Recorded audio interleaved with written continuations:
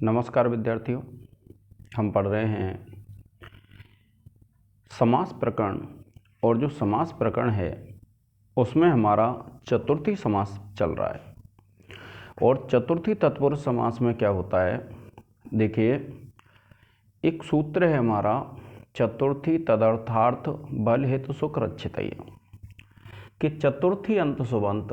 तदर्थ का मतलब है उसके लिए अगर कोई वस्तु है उसके साथ बलि हित सुख और रक्षित के साथ और अर्थ शब्द के साथ, यानी देखिए तदर्थ अर्थ बलि हित सुख और रक्षित, इन सब के साथ क्या है समास को प्राप्त हो जाता है।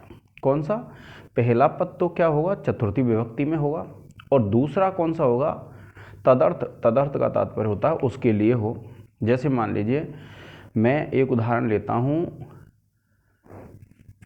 कुंडल के लिए सोना, तो कुंडल में चतुर्थी विभक्ति होगी और सोना किसके लिए है, कुंडल के लिए है, तो कुंडलाय हिरण्यम, यह चतुर्थी तत्पुरुष समास हो जाएगा।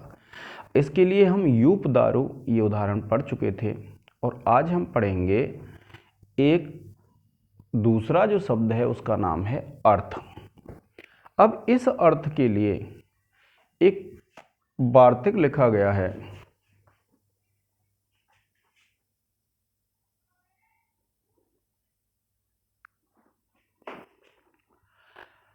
वार्तिक कौन सा है विद्यार्थियों, जब आप देखेंगे तो वार्तिक है आपका अर्थेन नित्य समासो विशेष लिंगता चेति वक्तव्य, यानी ये जो अर्थ शब्द होता है, क्योंकि इस तदर्थ के साथ बलि हित सुख रक्षित इनके साथ तो विकल्प से समास होता है।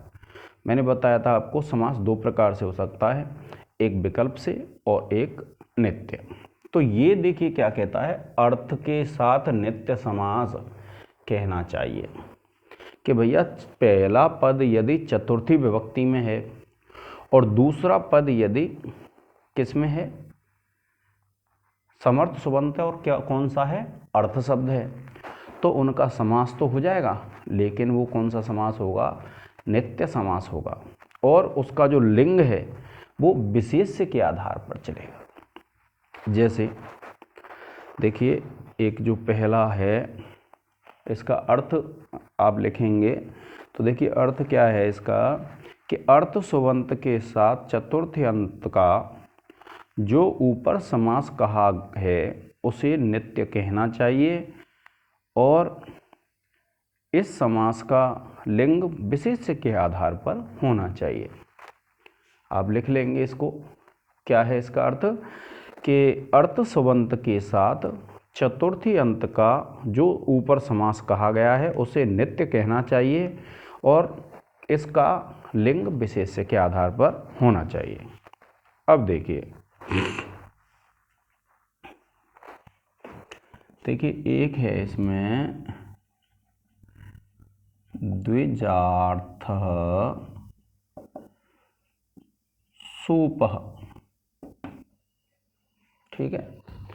अब आपको पता है यह पुल्लिंग है और ये विशेष्य है, हमको सिद्ध कौन सा करना है, इसको सिद्ध करना है, और विशेष्य क्या है, सूप। सूप का अर्थ होता है विद्यार्थियों दाल। अब ये जो दाल शब्द है वो कौन सा होता है, पुल्लिंग होता है, तो इसका जब विग्रह करेंगे, जो लौकिक विग्रह है, क्योंकि विग्रह भी दो प्रकार का हो जाता है, एक लौकिक और एक अलौकिक, तो जो लौकिक होता है वह तो उसका अर्थ होता है। जैसे इसका विग्रह होगा द्विजाय अयम, क्योंकि अयम जो शब्द है वो पुल्लिंग है, तो द्विजाय अयम यह पुल्लिंग है। अब जब इसका अलौकिक विग्रह करेंगे तो क्या करेंगे विद्यार्थियों, आपको पता है इसमें क्या है, चतुर्थी है, तो आप लिखेंगे द्विज प्लस गे, क्योंकि ये चतुर्थी एक वचन का प्रत्यय है, और फिर लिखेंगे अर्थ प्लस सु, ये है अर्थ, और आप लिख देंगे, क्या लिखेंगे आप, अर्थेन नित्य समासो अर्थे नित्य समासो विशेष्य लिंगता चेति वक्तव्यम।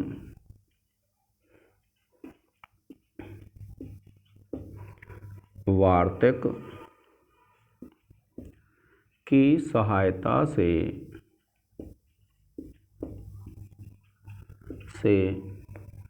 फिर लिखेंगे आप चतुर्थी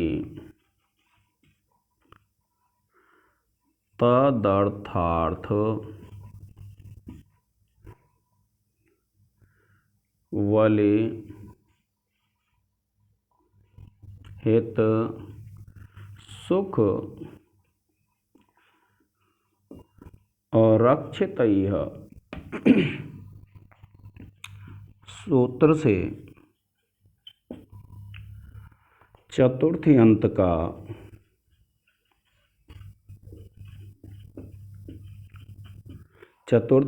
का अर्थ सुबंत के साथ नित्य समास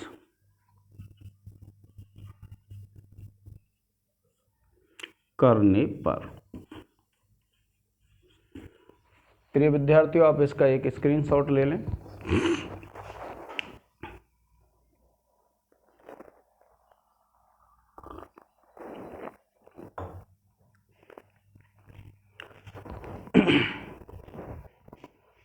अब देखिए, जब आपका ये समास हो जाएगा तो इसके बाद क्या है, आगे की जो स्थिति होती है इसकी करते हैं हम प्रातिपदिक संज्ञा।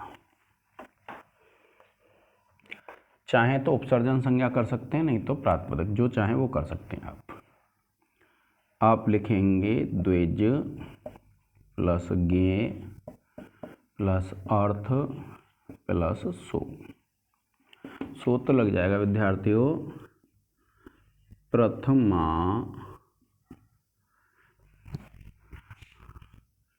निर्दिष्टम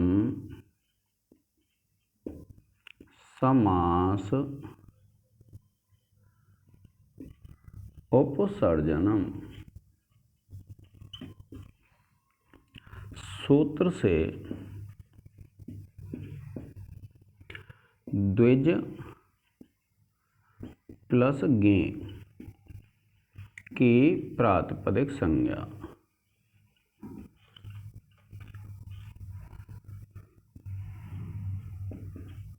ठीक है।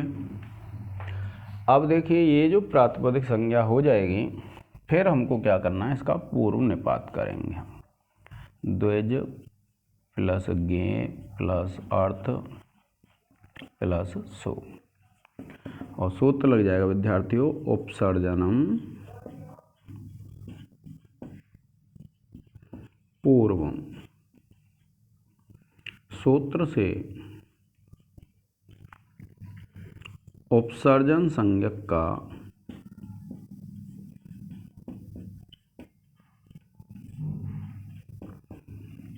पूर्व प्रयोग।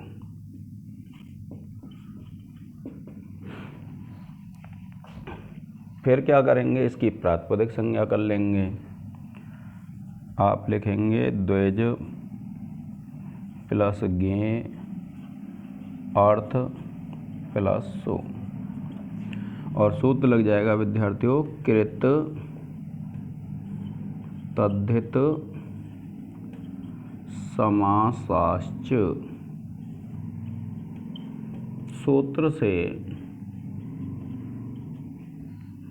समास की प्रातिपदिक संज्ञा।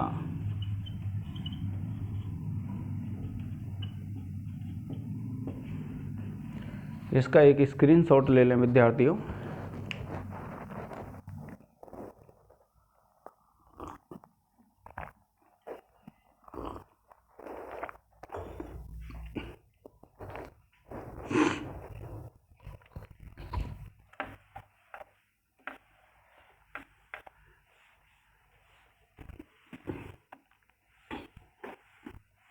अब देखिए, आपको आगे क्या करना है, ये जो सुप हैं दोनों उनका लोप कर देना है और आप लिखेंगे द्विज प्लस अर्थ और सूत्र लग जाएगा सुपो धातु प्रातिपदिकयोः।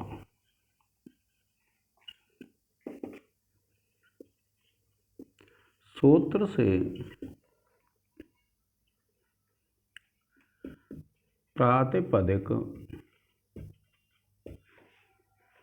के सुप, और सुप क्या है विद्यार्थी, दो हैं आपके, एक तो गे और एक है सु का लोप करने पर। ठीक है, जब लोप हो जाएगा, आपको पता है यहाँ आ है यहाँ आ है, तो अकह सवर्ण दीर्घ से सवर्ण दीर्घ हो जाएगा और आप लिखेंगे द्विज द्विजार्थ और सूत्र लिख देंगे अकह सवर्णे दीर्घ। सूत्र से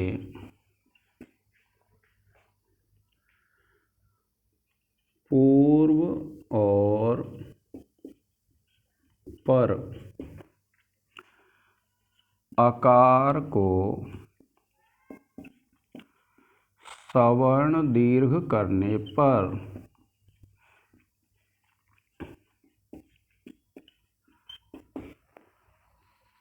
पूर्व और पर आकार को दीर्घ करने पर। जब ये हो जाएगा विद्यार्थियों, आप फिर इसको क्या कर लेंगे, प्रातिपदिक संज्ञा कर लेंगे और आप लिख देंगे कृत तद्धित समासाश्च। सूत्र से द्विजार्थ की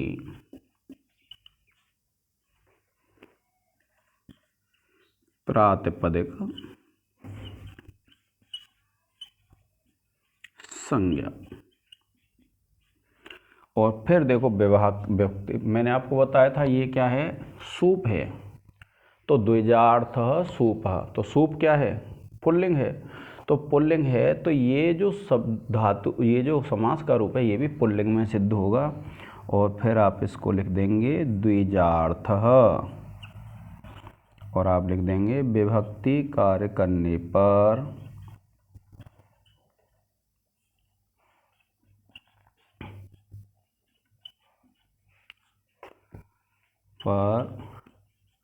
रूप सिद्ध। ठीक है, अब इसमें क्या है विद्यार्थियों, अगर हम इसको, इसका विशेष्य अगर हमारा स्त्रीलिंग हो, आप इसका एक स्क्रीनशॉट ले लें तब समझाता हूँ।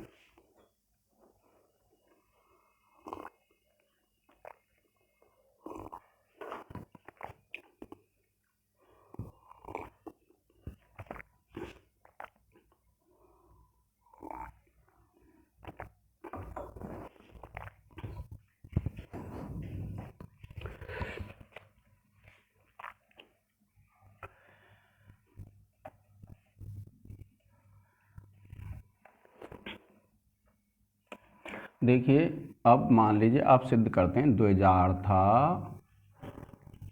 यवागुह। यवागु कहते हैं विद्यार्थियों लप्सी, और ये लप्सी कैसी है, स्त्रीलिंग होती है तो द्विजाय इयम, यहाँ विग्रह हो जाएगा ऐसे। सिद्धि आपको पूरी यहाँ तक जब आओगे आप, तो आपको सिद्धि पूरी कैसी करनी है, इसी तरीके से करनी है द्विजार्थ की। अब फिर आप क्या कर देंगे, इसको द्विजार्था कर देंगे, विभक्ति कार्य करने पर रूप सिद्ध। ठीक है, अब मान लीजिए यह नपुंसक लिंग में हो, नपुंसक लिंग में क्या बनता है, ये यवागु नहीं है, यवागु का अर्थ क्या होता है, लफ्सी। अब ये हो जाएगा द्विजार्थम पयः, और पयः क्या कहते हैं, पय कहते हैं विद्यार्थियों दूध के लिए। और जो दूध होता है वह कैसा होता है, नपुंसक लिंग होता है, तो इसलिए इसका विग्रह होगा द्विजाय इदम। यह द्विज के लिए है।